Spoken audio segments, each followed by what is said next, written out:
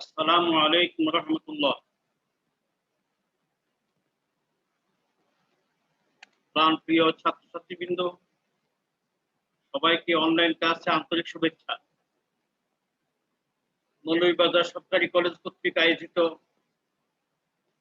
Online ক্লাসে সবাইকে আমার আন্তরিক শুভেচ্ছা জানিয়ে আমরা আজকে ক্লাস শুরু করছি। মৌলভীবাজার সরকারি কলেজের দ্বাদশ শ্রেণী মানবিক শাখার ইসলামী ইতিহাস বিষয়ের প্রিয় ছাত্রছাত্রীবৃন্দ, আজকের আমাদের আলোচ্য বিষয় হচ্ছে খলিফা হারুন রশিদের ইতিহাসে এত বিখ্যাত কেন।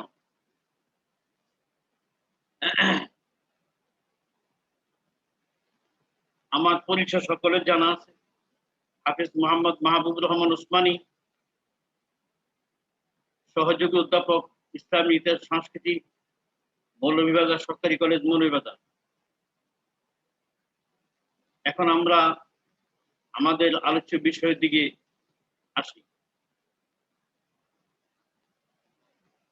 আমাদের আলোচ্য বিষয় আগে বলেছি, আব্বাসীয় খলিফা হারুন রশিদ এত বিখ্যাত কেন।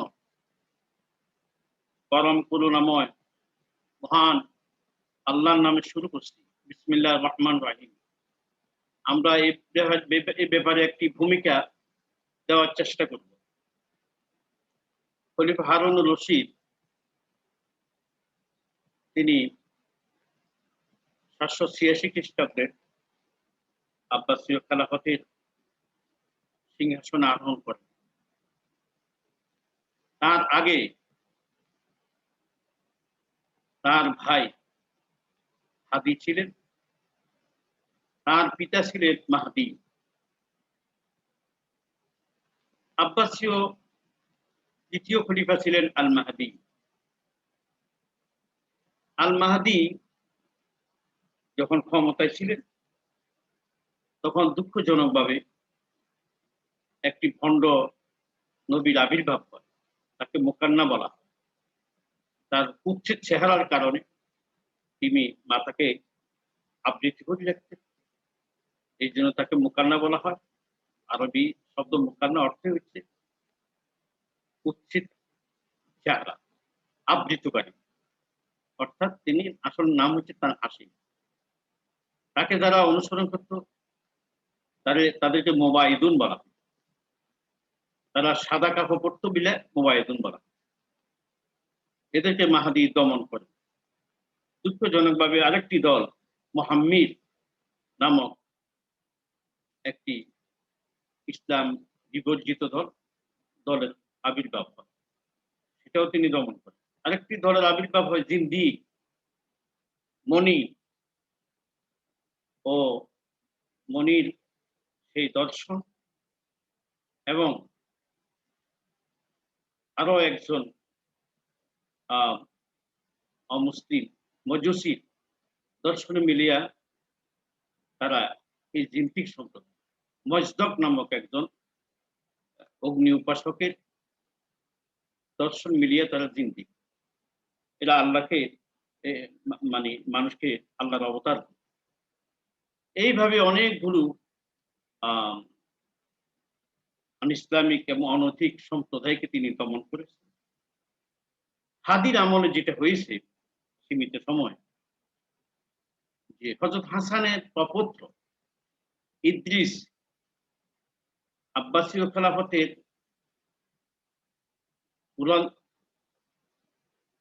কুরবানল থেকে পালিয়ে উত্তর আফ্রিকায় তিনি একটি রাজবংশ প্রতিষ্ঠা করেন, ওকে ইদ্রিসি রাজবংশ বলা হয়। এরপর আসছেন খলিফা হারুন রশিদ। তিনি ইতিহাসে অত্যন্ত বিখ্যাত। তিনি তার সময়ে শ্রেষ্ঠ রাজা ছিল, শ্রেষ্ঠ শাসক ছিল। William Muir, P K Hitti, history of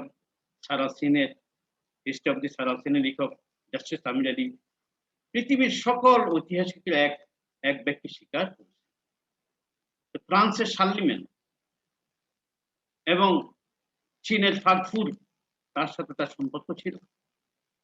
তিনি সারা বিশ্বের সমসাময়িক নৃপতিদের মধ্যে শ্রেষ্ঠ নৃপতি ছিলেন, শ্রেষ্ঠ রাজা ছিলেন। তিনি বিদ্রোহ দমন করেছেন এবং সুশাসন কায়েম করেছেন এবং জনদরদী ছিলেন, জনগণের কল্যাণ জীবনকে ব্যয়িত করছেন, ন্যায় বিচার প্রতিষ্ঠা করেছেন। তিনি আরব রজনী আলিফ লায়লা তিনি নায়ক, তার সময় সাহিত্য, সঙ্গীত, শিক্ষা, জ্ঞান বিজ্ঞানে বাগদাদ বিশ্বের শ্রেষ্ঠ শহরে পরিণত হয়। এই জন্য তার সময়কে সোনালী যুগ বলে আখ্যায়িত করা হয়। তার সময় অনেক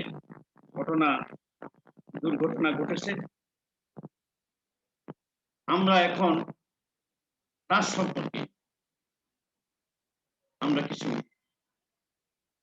আলোচনা করার চেষ্টা করি। তিনি সর্বপ্রথম বিদ্রোহ দমন করেছেন। ক্ষমতা আসার পরে কিছু বিদ্রোহ হয়েছিল, সেই বিদ্রোহ দমন করে আগে দেশে শান্তি প্রতিষ্ঠা করেছে। খারিজিদের বিদ্রোহ দমন, আমরা জানি খারিজি কারা। সিফিনের যুদ্ধ, আলী ও মুয়াবিয়ার মধ্যে যুদ্ধ হয়েছে। যুদ্ধ থেকে যে দলের উৎপত্তি সেটা হলো খারিজ। ইরাকের মসুলে তারা সর্বপ্রথম বিদ্রোহ ঘোষণা করে এবং মেসোপটেমিয়ার রাজধানী দখল করে। কত সাহস তাদের! পূর্বাঞ্চল পুরা দখল করে মেসোপটেমিয়া। মেসোপটেমিয়া বলতে দুই নদীর মধ্যখানের তীরকে, মধ্যবর্তী অঞ্চলকে মেসোপটেমিয়া বলা হয়। অর্থাৎ ইউফ্রেটিস ও টাইগ্রিস নদীর, দজলা ও ফোরাতের মধ্যখানের যে জায়গাটা, এটাকে মেসোপটেমিয়া বলা হয়। এই মেসোপটেমিয়া রাজধানীতে দখল করে। এই বিদ্রোহ দমনে ব্যর্থ হলে মেসোপটেমিয়ার শাসক যে আবু হুরায়রা, তিনি এই বিদ্রোহ দমনে ব্যর্থ হলেন কেন? এই জন্য খলিফা হারুন রশিদ তাকে মৃত্যুদণ্ড প্রদান করেন। এরপর খলিফা হারুন এই বিদ্রোহ কঠোর হস্তে দমন। এইভাবে পারস্যে, যেটা বর্তমান ইরান, সিরাজ, হাওয়াজ, এখানে পারস্যের খোরাসানও, এখানে পারস্যের খারিজি বিদ্রোহ দমন করা হয়। এভাবে পারস্য বিদ্রোহ দেখা দেয়, সেটা তিনি দমন করেন। আরেকটি বিদ্রোহ দেখা হয় সিরিয়ার নাসিবিনে। সিরিয়ার নাসিবিনে ভয়াবহ এক বিদ্রোহ দেখা দেয়। আর্মেনীয় আজারবাইজান আক্রমণ করিয়া তারা মেসোপটেমিয়ার হলওয়ান পর্যন্ত দখল করে নেয় এবং সমগ্র অঞ্চলে ত্রাস রাজত্ব কায়েম। তারা সিরিয়া থেকে এসে, নাসিবিন থেকে আসে, আর্মেনিয়া, আজারবাইজান এবং মেসোপটেমিয়ার হলওয়ান পর্যন্ত পুরা উত্তর ও পূর্বাঞ্চল পুরাটা দখল করে নেয়। কতটা শক্তিশালী ছিল তারা! এবং তার রাজত্ব কায়েম করে, অর্থাৎ অত্যন্ত গোলযোগ শুরু করে, বিশৃঙ্খলা শুরু করে এবং সন্ত্রাসের রাজত্ব কায়েম। এক রক্তাক্ত সংঘর্ষের পরে ওয়ালিদ, এই নাসিবিনের খারিজের নেতৃত্ব দিয়েছিলেন ওয়ালিদ তিনি নিহত হন, রাজকীয় বাহিনীর হাতে নিহত হন। ওয়ালিদের মৃত্যুর পরে তার বোন লায়লা খারিজিদের নেতৃত্ব গ্রহণ করে সরকারের বিরুদ্ধে, এখানে বিরুদ্ধ হবে, তীব্র আন্দোলন গড়ে তোলেন এবং খলিফার বাহিনীকে কয়েকটি মোকাবিলায় পরাজিত করেন। কত বড় শক্তিশালী এই মহিলা, যে উত্তরাঞ্চল পূর্বাঞ্চল সব খালি একত্রিত করে খলিফার সাথে কয়েকটি সংঘর্ষে খলিফার বাহিনীকে পরাজিত।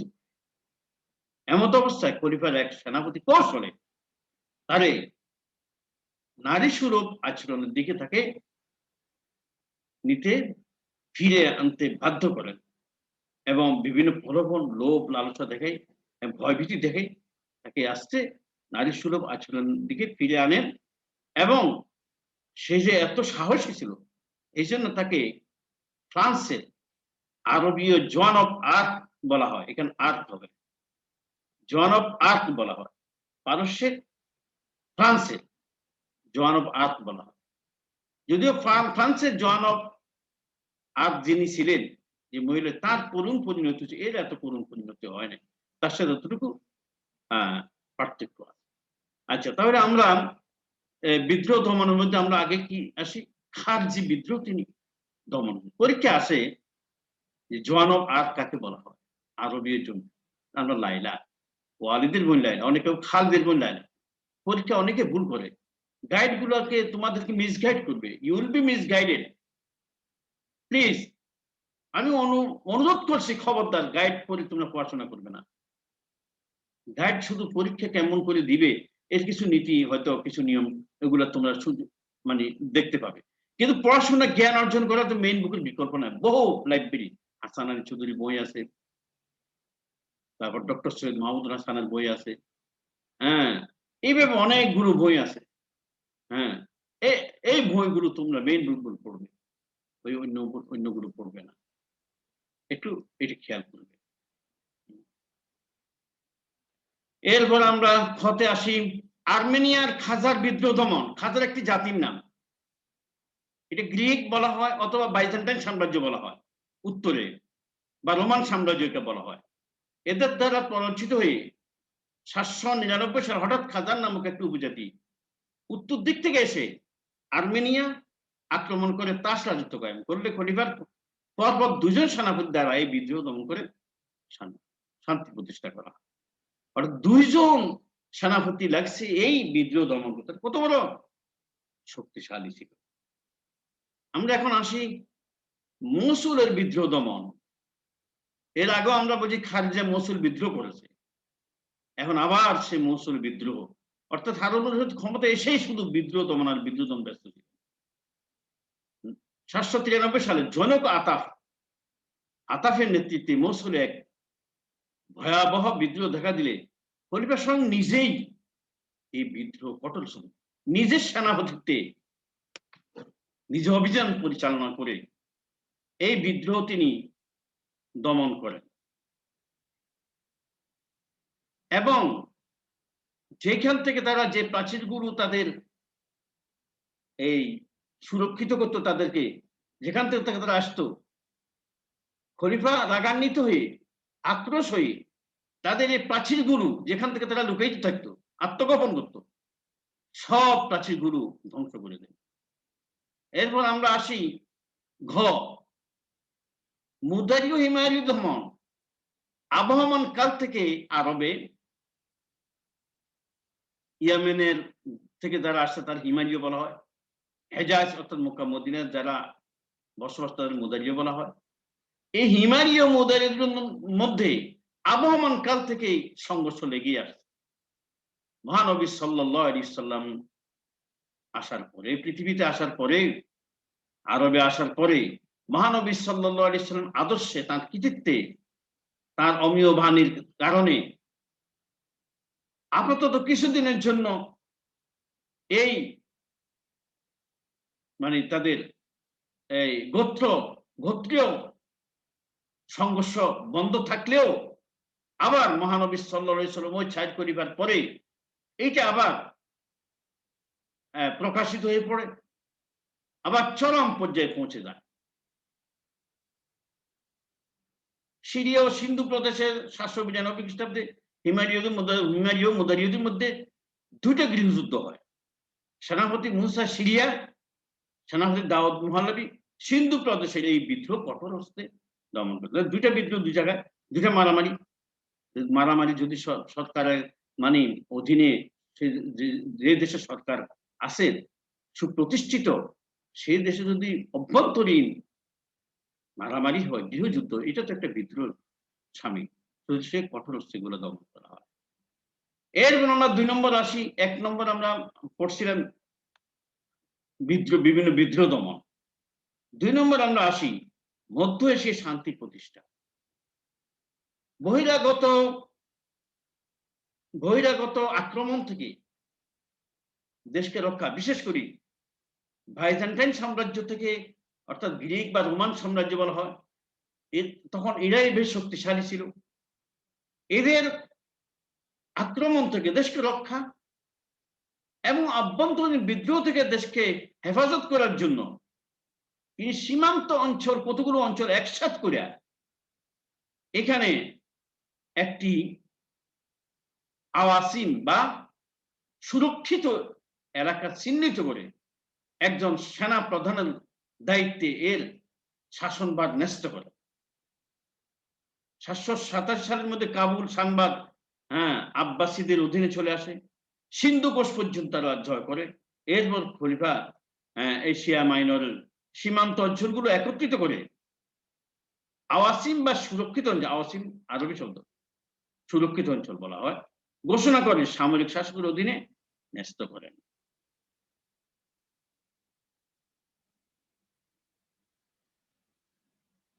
তাছাড়া সিরিয়ার টর্সাসে বসতি স্থাপন করে একটি সুরক্ষিত দুর্গে পরিণত করেন।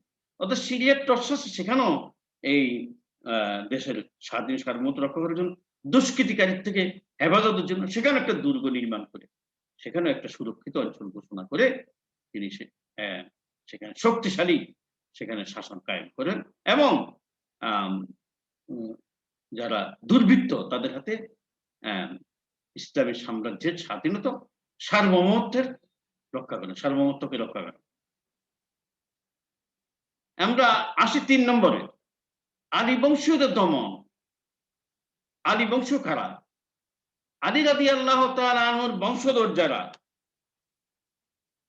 তাদেরকে আলী বংশ, হাসান হুসাইনের বংশধর যারা, এদেরকে আলীর বংশধর বলা হয়। আসলে তারা মহানবী সাল্লাল্লাহু আলাইহি সাল্লামের এই আওলাদ, হযরত ফাতিমার বংশধর, তাহলে আওলাদ রাসূল বলা হয়। আমরা মনসুরের সময়, আবু জাফর মনসুরের সময় আলোচনা করছি, আবুল আব্বাস সাফার সময় আলোচনা করছি যে যখন আব্বাসী আন্দোলন তুঙ্গে উঠে, ক্ষমতা যখন তারা নিচ্ছে, উমাইয়াদেরকে যখন পরাজিত করতে যাচ্ছে, তারা শক্তি সঞ্চয়ের জন্য তারা বিশাল আন্দোলন গড়ে তোলে। সে আন্দোলনে সামনে রাখছে, সামনে সাইনবোর্ড হিসাবে রাখছে আওলাদ রাসূলদেরকে, এবং আওলাদ রাসূলদের সাথে কথা হয়েছে যে ক্ষমতা তাদের হাতে দেওয়া হবে, কিন্তু তাদের হাতে ক্ষমতা দেওয়া হয় নাই। হযরত হাসানের প্রপৌত্র ইব্রাহিম ও মুহাম্মদকে তারা হযরত আবু জাহল মনসুর অত্যন্ত নৃশংসভাবে হত্যা করেন। তারা এখানে দুজনের শাহাদাত বরণ, তাদের আরেক অপর ভাই ইয়াহিয়া তিনি পলায়ন করে দাইলামে আত্মগোপন করেন। অর্থাৎ এই যে পূর্বাঞ্চল দাইলাম, সেখানে আত্মগোপন করেন। অর্থাৎ তিনজন ভাই ছিল। আবু জাহল মানসুরের সময় আওলাদ রাসূল, মুহাম্মদ নাফসুস জাকিয়া আর ইব্রাহিম দুজন শহীদ হয়ে যান। আর বাকি ছিল ইয়াহিয়া, তিনি দাইলামে আত্মগোপন করেন। কিন্তু হারুন রশিদও তাকে তার ক্ষমতার প্রতিদ্বন্দ্বী মনে করেন এবং তাকে পথের কাঁটা সরানোর জন্য তাকে বিদ্রোহ করতে বাধ্য করেন। তিনি দাইলামে শক্তি সঞ্চয় করে আত্মগোপন করেন প্রথম, পরে দাইলামে তিনি শক্তি সঞ্চয় করে বিদ্রোহ করেন। এই ইয়াহিয়া জুরজান ও পারস্যের শাসক ফজল বার্মেকি দ্বারা তাকে বন্দী করা হয়, বন্দী করে বিদ্রোহ দমন করা হয়। তাছাড়া সেই সময়ে শ্রেষ্ঠ তাপস, অর্থাৎ যাতে করে কেউ বিদ্রোহ করতে না পারে, ইনি বিদ্রোহ না করলেও আবু জাফর সাদেকের ছেলে মুসা আল কাজিম শ্রেষ্ঠ তাপস ছিলেন। তিনি যেহেতু আওলাদ রাসূল ছিলেন, তাদেরকে শিয়ারা ইমাম মনে করে। আমরা তাদেরকে সম্মানের সহিত ইমাম মনে করি, কিন্তু শিয়ারা তাদের নেতা হিসেবে অন্য দৃষ্টিকোণ থেকে ইমাম মনে করি। আমরা তাদেরকে সম্মানের সহিত দেখি, আমরা আন্তরিক শ্রদ্ধা করি তাদেরকে, যদিও তাদেরকে আবার শিয়ারা ইমাম মনে করে, তাতে কিছু আসে যায় না আমাদের, আমরা তাদের সম্মান। সেই মুসা আল কাজিমকে পরবর্তীতে তার জন্য ক্ষমতার কোনো সমস্যা না হয়, প্রতিদ্বন্দ্বী যেন না হয়, আড়াল যেন তার ক্ষমতার আড়াল যেন না হয়, এই জন্য সে সময় শ্রেষ্ঠ তাপস মুসা আল কাজিমকে বন্দী করেন। বাগদাদের অধ্যক্ষ সিন্দি ইবনে শাহিকের বগ্নির প্রহরাধীন বন্দী অবস্থায় তিনি 791 সালে মারা যান। তাহলে এক এক করে ইয়াহিয়াকে দমন করেন, এখান দিয়ে মুসা আল কাজিমকে ধ্বংস করে দেন, দুনিয়া বিদায় দিয়ে দেন। তারপরে আলী আর রেজা আলী বা আল্লাজি তিনি পরে তিনি কি হন, তাদের ইমাম নিযুক্ত হন। এটা বড় কথা। কিন্তু আমরা বলতেছি যে হারুন রশিদ ইয়াহিয়াকে দমন করলেন, শেষ করলেন এবং মুসা আল কাজিমকেও তিনি বন্দি করে পরে মৃত্যুদণ্ড দেন। আচ্ছা, বন্দি অবস্থায় তিনি মারা যান। তার হাতের কাঁটা দুটাই সরে গেল। এখন মোটামুটি বিদ্রোহ দমন, তার প্রতিদ্বন্দ্বীদেরকে দমন করলেন। এখন তিনি এবং তার আত্ম আমরা বলছি মধ্য এশিয়া আওয়াসিম বা সুরক্ষিত দুর্গ করে সেখানে তিনি সেনার একজন সেনার অধীনে সেনাকে শাসক নিযুক্ত করে সেটা তিনি সুরক্ষিত করেন, দেশকে সার্বভৌমত্বের হেফাজত করেন। এখন যে কাজটা হয়েছে সেটা হচ্ছে ৪ নম্বরে আফ্রিকায় আগলাবীয় বংশ শাসন প্রতিষ্ঠা। এটা বারবার পরীক্ষায় আসে, আমরা বলতে পারি না, দুঃখজনক। খলিফা আল হাদির আমলে উত্তর আফ্রিকার তানজিয়ারে হাদি তার আগে যিনি ছিলেন ৭৮৫ সালে সালে তিনি ক্ষমতা আসছিলেন, ইদ্রিসি বংশ প্রতিষ্ঠিত হয়। এই খলিফাদের আক্রোশ থেকে পলায়ন করে হাসানের প্রপত্র, আরেক প্রপত্র, তিনি ইদ্রিসি বংশ প্রতিষ্ঠা করেন। কোথায়? উত্তর আফ্রিকা তানজিয়ার। কিন্তু শত চেষ্টা করেও হারুন রশিদ তাকে বসে আনতে পারে না এবং এটাকে পরাজিত করতে পারে নাই। তাছাড়া উত্তরাঞ্চলের এই এত দূরে বাগদাদ থেকে বিশাল সাম্রাজ্য, অর্ধ পৃথিবী সমান বিশাল সাম্রাজ্যকে শাসন করা সে সময়ের জন্য অত্যন্ত কঠিন। কারণ আধুনিক যুগের মতো এরকম প্রযুক্তির যোগাযোগের ব্যবস্থা ছিল না। সেই হিসাবে উত্তর আফ্রিকা বারবারদের হামলা, বারবার যারা বর্বর জাতি যারা তাদের বিদ্রোহ, এগুলোর কারণে শেষ পর্যন্ত তিনি আফ্রিকায় একটি স্বায়ত্তশাসিত একটি শাসন তিনি প্রতিষ্ঠা করেন এবং তাদের স্বায়ত্ত শাসন দেন। তারা হচ্ছে সেটা হচ্ছে আমি বলতেছি আব্বাস শাসক, এখানে হচ্ছে আব্বাসীয় শাসকগণ কিছুতে হয়েছে তাদেরকে বসে আনতে পারে নাই ইদ্রিসি বংশ। শেষে হারসামা নামক এক ব্যক্তি ৩.৫ বছর সেখানে শাসক ছিলেন, তিনিও ব্যর্থ হয়েছেন বিদ্রোহ দমন, উত্তর আফ্রিকার বিদ্রোহ দমন এবং এদেরকে বসে আনতে ইদ্রিসি বংশ বসে। শেষ পর্যন্ত তিনি তার পরামর্শে খলিফা হারুন রশিদ ইব্রাহিম বিন আগলাবকে বাৎসরিক ৪০,০০০ দিনার বশ্যতামূলক কর প্রদানের অঙ্গীকারে ইব্রাহিম বিন আগলাবের উপর ইফ্রিকিয়ার শাসনভার ছেড়ে দেয়। অর্থাৎ ইফ্রিকিয়াতে, যেটা আফ্রিকা বলা হয় এখন বর্তমানে, আগে ইফ্রিকিয়া বলা, এই ইফ্রিকিয়াতে বা আফ্রিকাতে, উত্তর আফ্রিকাতে ইব্রাহিম বিন আগলাবের উপরে বাৎসরিক ৪০,০০০ দিনার দেওয়ার অঙ্গীকারে, চুক্তিতে, ট্যাক্স দেওয়ার চুক্তিতে তাদেরকে সেখানে তিনি একটি বংশ প্রতিষ্ঠা করেন। পর্যায়ক্রমে তাদের উত্তরাধিকারীরা সেখানে তারা রাজা হয়ে সাথে সাথে খলিফাদের, আব্বাসী খলিফাদের সমর্থন আদায় করতে, স্বীকৃতি আদায় করতেন এবং তাদেরকে প্রতি বছরে ৪০,০০০ দিনার এই বশ্যতামূলক ট্যাক্স তারা প্রদান। আচ্ছা, এখন আমরা আসি বার্মেকি বংশ। তাহলে আমি এখানে পরীক্ষায় আসা আগলাবি ও কারা, আগলাবি বংশ কোথায়? ইব্রাহিম বিন আগলাব যে উত্তর আফ্রিকায় খলিফা হারুন রশিদের সময় যে স্বায়ত্তশাসিত একটি রাজবংশ প্রতিষ্ঠা করেছেন, ইসলামের ইতিহাসে ইয়াকে আগলাবীয় রাজবংশ বলা হয়। এটা পরীক্ষায় আসে, আগলাবীয় রাজবংশ কোথায়, আগলাবীয় বংশ কোথায়, এটা আমি বলে দিয়েছি। আমাদের পড়াশোনা করতে হবে। The more you read, the more you learn. যতই পড়িব ততই জানিব। ৫ নম্বরে বার্মেকি বংশের পতন। হারুন রশিদের সময় আরেকটি ঘটনা ঘটছে মারাত্মক, দুঃখজনক। বার্মেকি, যে বার্মেকিরা আব্বাসীয় বংশের উত্থানে তাদের সকল ত্যাগ তিতিক্ষা, সকল ত্যাগ স্বীকার করে, সকল কোরবানি করে, সকল কিছু কোরবানি করে তারা ঝাঁপিয়ে পড়ছিল আবু মুসলিম খোরাসানির সাথে এবং তারা আন্দোলনকে চাঙ্গা করে তোলে। শেষ পর্যন্ত উমাইয়াদের পতন ঘটে, আব্বাসীয়দের উত্থান ঘটে। দুঃখজনকভাবে প্রথমে ৩ খলিফার সময় আবুল আব্বাস আস-সাফা, আবু জাফর আল-মানসুর, মাহাদি, হাদি, এই ৪ খলিফার সময়ে তারা বিভিন্ন উচ্চ পদে আরোহণ করলেও দুঃখজনকভাবে হারুন রশিদের সময় তাদের পতন ঘটে। এই সম্পর্কে আমরা কিছু কথা বলবো। বার্মাকি বংশের প্রতিষ্ঠাতা হচ্ছেন খালেদ বার্মাক। তিনি বার্মাকি বংশের প্রতিষ্ঠাতা। তার পিতা জাফর বার্মাকি ছিলেন খোরাসানের বলক অঞ্চলের বৌদ্ধ মন্দিরের প্রধান পুরোহিত। খালেদ বার্মাকের বাবা জাফর ছিলেন খোরাসানের বলখের বৌদ্ধ মন্দিরের প্রধান পুরোহিত। তার উপাধি ছিল বার্মাক, সেখান থেকে খালেদকে খালেদ বার্মাকি বলা হয়। তিনি এবং খালেদ এবং খালেদের মা ৩ জন উমাইয়াদের সময়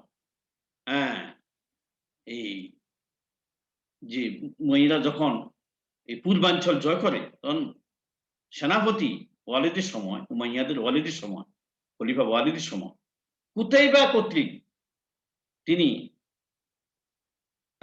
বলক বিজয়ের সময় এই রাজবন্দী হিসাবে জাফর, তার ছেলে খালেদ বার্মাক, তার স্ত্রী, তারা যুদ্ধবন্দিনী হিসাবে সিরিয়াতে আসেন। এখানে মুসলমান হয়ে তারা মুক্তি লাভ করে। তখন থেকে মুসলিম পরিবার হিসাবে তারা আত্ম প্রতিষ্ঠা করে। তাদেরকে তারা এখন ইসলাম গ্রহণ করে তারা বন্ধুস মুক্তি, এখন তারা মুসলমান হিসাবে এই পরিবার পরিচিত লাভ। কোন কোন বর্ণনা মতে যে উতাইবা যে তাদেরকে যে নিয়ে আসছে, জাফর ছিল না, শুধু খালেদের মাকে নিয়ে আসছে। এখানে আসার পরে সিরিয়াতে জাফরের খালেদের জন্ম। যাই হোক, খালেদ জাফরের ছেলে, জাফর বার্মাকির ছেলে, সেই হিসাবে খালেদও বার্মাকি এবং খালেদ কর্তৃক প্রতিষ্ঠিত এই রাজবংশকে বার্মাকি রাজবংশ। খালেদ খুব বুদ্ধিমান ছিলেন, মুসলিম খোরাসানের সাথে সাথী হয়ে তিনি আব্বাসী বংশ প্রতিষ্ঠায় অত্যন্ত গুরুত্বপূর্ণ ভূমিকা রাখেন। আবুল আব্বাস আস-সাফা ক্ষমতা এসে এই খালেদ বার্মাকির বাবা জাফর বার্মাকি উজির পদে নিয়োগ দেন এবং তার ছেলে খালেদ বার্মাকিকেও প্রধান কোষাধ্যক্ষ হিসাবে নিয়োগ দেন এবং এছাড়াও বিভিন্ন জায়গায় তার প্রাদেশিক গভর্নর হিসাবে নিয়োগ দেন। আবু জাফর আল-মানসুর খালিদকে প্রথম বিভিন্ন গুরুত্ব পদে বিভিন্ন জায়গায় তাকে নিয়োগ দান করেন। বাগদাদ মানে প্রতিষ্ঠায় তাকে মানে সেখানে তত্ত্বাবধায়ক নিযুক্ত করেন। বিভিন্ন জায়গায় তাকে মানে প্রাদেশিক গভর্নর নিয়োগ করেন। শেষ পর্যন্ত তাকে এই খালেদ বার্মাককে আবু জাফর আল-মানসুর খালিদকে উজির হিসাবে নিয়োগ দান করে। তাহলে যে খালেদের বাবাকে এবং খালেদকে আবুল আব্বাস আস-সাফা বিভিন্ন পদায়ন করেন, উচ্চ পদে নিয়োগ দান করেন, ঠিক সেই খালেদকে আবার আবু জাফর আল-মানসুর, যাকে আব্বাসীয় বংশের প্রকৃত প্রতিষ্ঠাতা বলা হয়, তিনি তাকে আবার উজির হিসাবে নিয়োগ দান করেন। খলিফা মাহাদি এখন ৩ নম্বর খলিফা, তৃতীয় খলিফা মাহাদি খালিদকে তার উপদেষ্টা নিয়োগ করে। তাহলে খালিদ একসাথে আবুল আব্বাস আস-সাফার সময় ছিল উচ্চপদস্থ কর্মকর্তা, আবার কোন কোন বর্ণনায় খালিদ উজির, আবুল আব্বাসের উজির ছিলেন, আবু জাফর আল-মানসুর উজির ছিলেন, তৃতীয় খলিফা আল মাহাদির উপদেষ্টা ছিলেন। এবং খালিদের ছেলে ইহাইয়াকে হারুনুর রশিদ, মাহাদির ছেলে হারুনুর রশিদের গৃহশিক্ষক নিযুক্ত করেন। হারুন খলিফা হওয়ার পরে বর্তমান হারুনুর রশিদ আমরা যার আলোচনা করছি, হারুনুর রশিদ খলিফা হয়ে প্রথমে ইয়াহিয়াকে উজির পদে নিয়োগ, যে ইয়াহিয়া ছিল তার খালিদের ছেলে ইয়াহিয়া, যিনি তার শিক্ষক ছিলেন, গৃহশিক্ষক ছিলেন। ইয়াহিয়াকে সর্বপ্রথম তিনি অধীন নিয়োগ করেন। এর পরবর্তীতে ইয়াহিয়া যখন রিটায়ার হয়ে যান, তখন তার ছেলে জাফরকে তিনি উজির হিসাবে নিয়োগ দান করেন এবং তার অন্যান্য ভাইদেরকেও বিভিন্ন প্রদেশের গভর্নর হিসাবে নিয়োগ দেন। এবং এই পরিবার এখন খালেদের ছেলে ইয়াহিয়া, ইয়াহিয়ার চার ছেলে জাফর, ফজল, মুসা, মোহাম্মদ, এই সবাইকে মোটামুটি বিভিন্ন জায়গায় তিনি কি করে দেন, পুনর্বাসন করেন, বিভিন্ন উচ্চ পদে তাদেরকে নিয়ে। অল্প সময়ের মধ্যে ভার্মিকীদের প্রভাব প্রতিপত্তি অত্যন্ত বেড়ে যায়, এত বেড়ে যায় রাজধানী বাগদাদের পূর্ব দিকে আল ফাকরি নামক স্থানে বিরাট প্রাসাদ নির্মাণ করেন এবং সেখানে তাদের প্রভাব প্রতিপত্তি বাড়ছে যে তাদের উপরে শাসন ক্ষমতা ন্যস্ত করে হারুন রশিদ অন্য কাজে ব্যস্ত থাকতেন। তাদের উপরে এত বিশ্বাস তার ছিল এবং এমন অবস্থা ছিল যে তাদের অনুমোদন, তাদের সুপারিশ ছাড়া কারো চাকরি হতো না, কারো কোনো সুবিধা আদায় হতো না। মানুষের সুবিধা অসুবিধা মুক্ত, মানুষের সবকিছু এখন এদের সুপারিশ উপরে নির্ভরশীল হয়ে যেত। এতে করে কিছু লোক হারুন রশিদের কান ভারী করে। অন্য দুঃখজনক ভাবে হারুন রশিদের বোন আব্বাসের সাথে মন্ত্রী বা উজির জাফরের একটা গোপন বিবাহ হয়। এতে এই কথা শুনে, অন্যান্য অনেকগুলো কারণ ছিল, এই কথা শুনে হারুন রশিদ তেলে বেগুনে জ্বলে উঠে এবং হঠাৎ করে এক রাত্রে জাফরের মৃত্যুদণ্ড প্রদান করেন, তাকে শিরচ্ছেদ করা হয়। তার তিন ভাই ফজল, মুসা, মোহাম্মদ কারারুদ্ধ করেন এবং তার বাবাকেও, ইয়াহিয়াকেও কারারুদ্ধ করেন। কারারুদ্ধ অবস্থায় তারা মারা যায়, তার বাবা মারা যায় এবং অন্যান্যরা একজন মারা গেল, দুজন পরে ছাড় পেয়ে যায়। তাদের সকল সম্পত্তি প্রায় 3 কোটি দিনার ছিল, বহু কোটি কোটি টাকা, তাদের সব বাজেয়াপ্ত করা হয়। তাদের সম্পত্তি সব বাজেয়াপ্ত, তাদের হঠাৎ করে তাদের উচ্ছেদ। তাহলে আমাদের এখানেও পরীক্ষা আসে, বার্মাকিদের উত্থান পতন আমি সংক্ষেপে এখানে বলে দিয়েছি, এটাও পরীক্ষা আসে। তাদের ধ্বংসের অনুকূল কারণ ছিল, তন্মধ্যে অন্যতম কারণ ছিল খলিফার বোন আব্বাসের সাথে মন্ত্রী জাফরের গোপন বিবাহ। এরপরে আরেকটা মানে যে বিষয়, এটাও আলাদা, বিভিন্ন অনার্সে এগুলো সব আলাদা প্রশ্ন আসে। বার্মাকিদের উত্থান পতন, এটা আলাদা প্রশ্ন আসে। আবার খলিফা হারুন রশিদের সাথে তার পররাষ্ট্র সম্পর্ক, বাইজেন্টাইন সম্পর্ক কেমন ছিল, গ্রিক বা রোমান সাম্রাজ্যের সাথে তার সম্পর্ক কি ছিল, এগুলো পরীক্ষা আসে। তাহলে এক একটা প্রশ্ন, এক একটা আমাদের পয়েন্ট, এক একটা প্রশ্ন আকারে পরীক্ষা আসে। তা আমরা এগুলো একটু স্বল্প পরিসরে সীমিত আকারে আমরা একটু শিখে নিই, আমাদের কাজে লাগে। হ্যাঁ, বাইজেন্টাইন একটা উত্তর দিকে, সিরিয়ার উত্তর দিকে যারা ছিল, যাদের মানে রোম, যে ইতালি এবং গ্রিস সহ এখানে যে বিশাল সাম্রাজ্য নিয়ে, যেটা আমরা বর্তমানে তুরস্ক, যে যেখান থেকে জয় করেছে কনস্টান্টিনোপল বা বর্তমানে ইস্তাম্বুল বলা হয়, ইস্তাম্বুল, এগুলো সব তাদের হাত থেকে জয় করা হয়। এবং ধরতে গেলে ওসমানীয় সাম্রাজ্য তাদের অর্ধেক জায়গায় দখল করি উসমানীয় সাম্রাজ্য গঠন করা হয়, প্রতিষ্ঠিত করা হয়। তাহলে বাইজেন্টাইন সাম্রাজ্য, বাইজেন্টাইনরা এরা বিশাল শক্তিশালী ছিল। যখন সিরিয়া থেকে মুসলমানদের রাজধানী বাগদাদ চলে আসে, যখন আব্বাসীরা ক্ষমতা আসে, তখন এই বাইজেন্টাইন প্রথম সম্রাট কনস্টাইন তিনি আর্মেনিয়া ও মধ্য এশিয়ায় খেলাফতের সীমান্ত এরিয়া আক্রমণ করেন। মানে তিনি বারবার আক্রমণ শুরু করেন, এর আগ থেকেই আক্রমণ, মানে আব্বাসীয় ক্ষমতা আসার পর থেকে বাইজেন্টাইন যারা তারা, এবং এদেরকে গ্রিক সাম্রাজ্য বলা হয়, রোমান এম্পায়ারও বলা হয়। এই রোমান এম্পায়ার বা গ্রিক সাম্রাজ্য বা বাইজেন্টাইন সাম্রাজ্য একই কথা, এরা বারবার খেলাফতে, আব্বাসীয় খেলাফতে হানা দেয়। এই আবু জাহেল মনসুরও তাদেরকে একবার পরাজিত করেন। আবু জাহেল মনসুরের পরে মাহাদি তার ছেলে হারুনুর রশিদকে তাদের বিরুদ্ধে, হ্যাঁ, এই আক্রমণের বিরুদ্ধে তিনি হারুন এবং ওই যে খালেদ বাল্মীকিকে 1,00,000 সহ এক শক্তিশালী বাহিনী প্রেরণ করেন। উক্ত বাহিনী বসপুরাস এলাকা জয় করে তারা বাইজেন্টাইন রাজধানী কনস্টান্টিনোপল আক্রমণ করার প্রস্তুতি গ্রহণ করতে থাকলে ভীত শঙ্কিত হয়ে লিওর বিধবা সম্রাজ্ঞী আইরিন মাহাদির সাথে বার্ষিক 70,000 থেকে 90,000 দিনার কর প্রদানের প্রতিশ্রুতি দিয়ে চুক্তিবদ্ধ হয়ে সন্ধি করে। তাহলে আমরা এখানে কি পাইলাম? এখানে আমরা এই যে বাইজেন্টাইনদের সাথে যুদ্ধ, তাহলে মানে তারা বারবার আক্রমণ করে, কিন্তু যুদ্ধ করতে শুরু করছে কে? মাহাদি।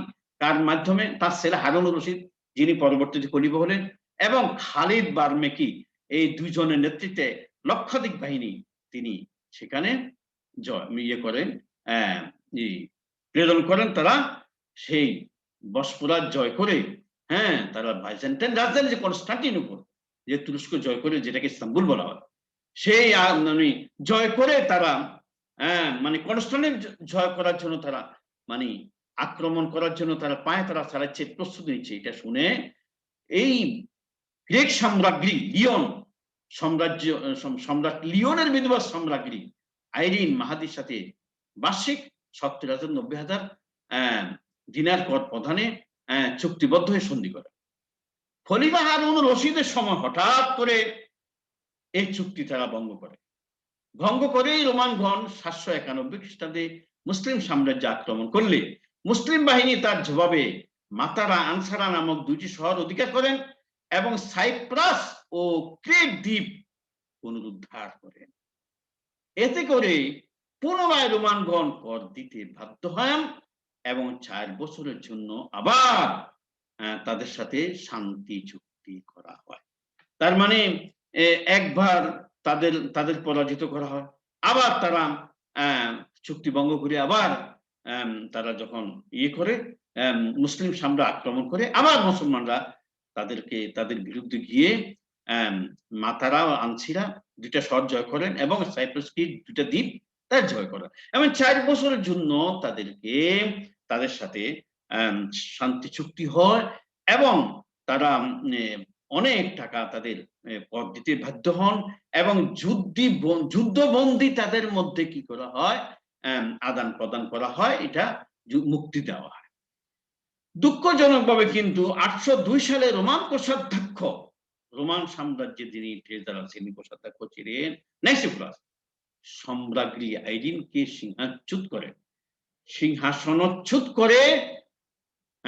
সিংহাসনচ্যুত করে বাইজেন্টাইন ক্ষমতা দখল করে আবার চুক্তি ভঙ্গ করে হারুনের কাছে একটি অদ্যত্বপূর্ণ চিঠি পাঠায়। এই চিঠির ভাষা ছিল, রোমান সম্রাট নাইসিফরাসের নিকট হইতে আরবদের নিপতি হারুনের নিকট আমার বক্তব্য এই, আমার পূর্ববর্তী সম্রাজ্ঞী আপনাকে অহেতুক প্রভূত মর্যাদা দান করে স্বীয় প্রতিপত্তি ক্ষুণ্ণ করেন এবং নারী স্বরূপ দুর্বলতা ও নির্বুদ্ধিতার জন্য আপনার নিকট স্বীয় ঐশ্বর্য দান করেন। অর্থাৎ টাকা পয়সা সবকিছু, নারী সুলভ আচরণ, মানে নির্বুদ্ধিতা এবং দুর্বলতার কারণেই নাইসিফরাস যখন ক্ষমতা আসছেন, আইরিনকে পরাজিত করি, আইরিনকে সিংহাসনচ্যুত করে তখন নাইসিফরাস ক্ষমতা আসে, আবার চুক্তি লঙ্ঘন করে হারুনুর রশিদের কাছে তিনি চিঠি লেখেন। এই চিঠি বক্তব্য আমি শুনাইলাম এবং সুতরাং আপনি পত্র পাঠ মাত্র কাল বিলম্ব না করে প্রেরিত অর্থের দ্বিগুণ অর্থ প্রত্যাপন করুন, অন্যথায় তরবারি আপনার আমার মধ্যে মীমাংসা করবে। এটা হলো এই চিঠিটা দিয়েছেন বর্তমান গ্রিক সম্রাট নাইসিফরাস, আইরিনকে পরাজিত করে যিনি ক্ষমতায় আসছেন। তিনি এই হারুনুর রশিদের কাছে এই চিঠি লেখেন যে, যা টাকা আমরা আগে আমার ম্যাডামে দিয়েছে সব ফিরে দাও, তোমার কাছে না দিলে, ট্যাক্স গুলো ফিরে না দিলে তরবারি দিয়ে তোমাদের ফয়সালা হবে, যুদ্ধ হবে। এটা শোনার পরে খলিফা এই পত্র পাঠ করে এতই রাগান্বিত হন যে তার মুখের দিকে তাকানো কারো সাহস হলো না। সবাই ভয়ে ছত্রভঙ্গ হয়ে সভা ত্যাগ করলো। খলিফা প্রেরিত পত্রের উল্টা পৃষ্ঠে জবাবে লিখলেন যে, খেয়াল করো, আমিরুল মুমিনিন হারুনের নিকট থেকে রোমকদের কুকুর বলছে, আমিরুল মুমিন হারুনের নিকট থেকে রোমকদের কুকুর নাইসে ফরাসের নিকট আমি নাইসে ফরাসের নিকট আমি তোমার পত্র পাঠ করেছি। উত্তর চক্ষে দেখবে, কর্ণে শুনবে না। উত্তরটা চোখে দেখবে আর প্রত্যক্ষ করবে। আমি উত্তর দেব, আসতেছি আমি তোমাদের কানে শোনাবো না। অর্থাৎ মানে তিনি একটা বিশাল সেনাবাহিনী নিয়ে তার সাথে যুদ্ধে তিনি প্রস্তুতি নিচ্ছেন।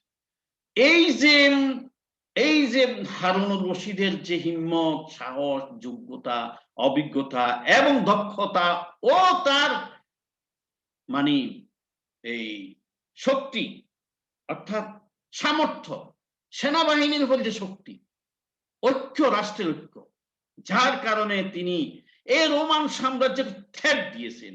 আজকের যুগে মুসলমানরা যদি সেই শক্তিশালী হইতো, শক্তি সঞ্চয় করত, তাহলে আজকে মুসলমানদের এইভাবে পাইকারি নিধন করা যাইত না।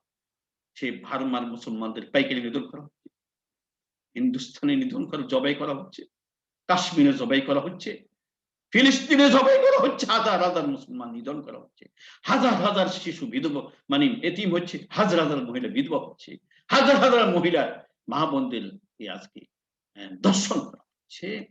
কেন? আজকে মুসলমানরা নিষ্ক্রিয়, সক্রিয় নয়, আরামায়েশে গান বাজনায় আর তারা অশ্লীল ছায়া ছবিতে আজকে ব্যস্ত হয়ে গেছে, ইমান হারা হয়ে গেছে। আজকে তাদের অস্ত্র নাই, শস্ত্র নাই, আজকে তাদের সামর্থ্য নাই, আজকে তারা শক্তিশালী নাই। এই জন্য আজকে তারা গোলামে পরিণত হয়েছে। কিন্তু আগেকার মুসলমানরা নেতা ছিল, গোলাম ছিল না। সবাই গোলাম বানাইছে, আর আমরা আজকে গোলাম হয়ে গেছি, দুঃখজনক। আচ্ছা, এখন তিনি তার আক্রমণ করলেন, বারবার তাকে পরাজিত করলেন এই নাইসি ফরাসকে। কিন্তু তিনি উদার মনের লোক ছিলেন হারুনুর রশিদ। যতবার তাকে পরাজিত করেন তিনি ক্ষমা চান এবং তিনি ট্যাক্স দিতে বাধ্য হন।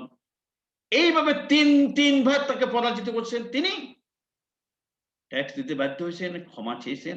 হারুন রশিদ তার ক্ষমা মহত্বের লক্ষণ, তিনি অত্যন্ত ক্ষমাশীল, দয়াশীল ছিলেন এবং সহনশীল, যার কারণে তাকে ক্ষমা করে দিয়েছেন এবং শেষবার তাকে প্রতিটি ব্যক্তির উপরে কর বসাইছেন এবং কয়েক গুণ বেশি কর তিনি তাদের থেকে আদায় করছেন।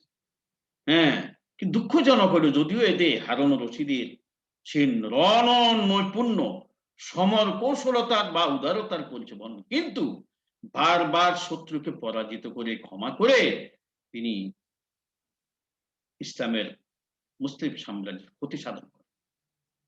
বারবার শত্রুকে কখনো ক্ষমা করতেন, একবার বারবার ক্ষমা করে এই সুবাদে যদি তিনি রোমান সাম্রাজ্য জয় করতেন, তাহলে আজকের মুসলিমের দেশের মুসলিম ম্যাপের মানচিত্রের সাথে, মুসলিম সাম্রাজ্যের মানচিত্রের সাথে আজকে গ্রিস, আজকে ইটালি, রোম সব পুরা দেশ, পুরা মানে সাম্রাজ্য আজকে মুসলিমের অধীনে, মুসলিম শাসনাধীন থাকে।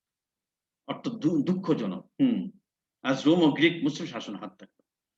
এখন আসো আমরা শাসক হিসাবে হারুনের কৃতিত্ব। বিদ্রোহীদের প্রতি যেমন কঠোর ছিলেন, তেমনি জনগণের প্রতি দয়ালু ছিলেন। তিনি ন্যায়পরায়ণ শাসকও ছিলেন, রূপকথার রাজা, কিংবদন্তির নায়ক, ইতিহাসের গৌরব, মুসলমানদের মুকুটমণি। হারুনের চরিত্রে কঠোরতা ও কোমলতা দুটোর সংমিশ্রণ ছিল। তিনি অত্যন্ত ধার্মিক ছিলেন ও দানশীল ছিলেন। 5 ওয়াক্ত নামাজ ছাড়াও তিনি প্রতি রাত্রে নফল নামাজ পড়তেন 100 রাকাত। 23 বছরের শাসনকালে 9 বার হজ পালন করেন এবং প্রতিদিন 1000 দিরহাম দান খয়রাত করতেন। তার স্ত্রী জুবাইদা নহর জুবাইদা নামক খাল খনন করেন। তিনি হাজার রজনীর নায়ক, যেটা আলিফ তাইলা, হাজার রজন নায়ক ছিলেন হারুন রশিদ। শিক্ষা দীক্ষা সহ সাহিত্য, সঙ্গীতে, এমনকি জ্ঞান বিজ্ঞানে সে সময় বাগদাদ বিশ্বের শ্রেষ্ঠ শহরে পরিণত হয়। তার যুগকে সোনালী যুগ বলে আখ্যায়িত করা হয়, কেননা লেখাপড়ার দিক দিয়েও শ্রেষ্ঠ, জ্ঞান বিজ্ঞানের দিক দিয়েও শ্রেষ্ঠ, শান্তি প্রতিষ্ঠায়ও শ্রেষ্ঠ, হ্যাঁ, ধন ও ঐশ্বর্যের দিক দিয়েও শ্রেষ্ঠ। তিনি কয়েকগুলো হাসপাতাল নির্মাণ করেন, খাল নির্মাণ করেন, সরাইখানা, জনগণের জন্য লেখাপড়া শিক্ষা দীক্ষা সহ সকল দিক থেকে জনগণ নিরাপত্তার বিধান করেছেন, আরামায়েশে জীবনযাপন করছে।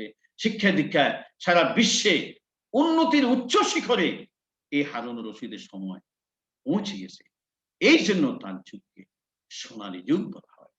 ফ্রান্সের নৃপতি শার্লিমেন, এই হারুন রশিদের সমসাময়িক শার্লিমেন, চীন সম্রাট ফাগফুর, এগুলো পরীক্ষা আসে যে হারুন রশিদের সময় চীনের সম্রাট কি ছিল, ফ্রান্সের সম্রাট কি ছিল, এগুলো আছে পরীক্ষা আসে। এই যে আমি বলে দিছি, ফ্রান্সের নৃপতি শার্লিমেন, চীন সম্রাট ফাগফুরের সাথে তার কূটনৈতিক সম্পর্ক ছিল।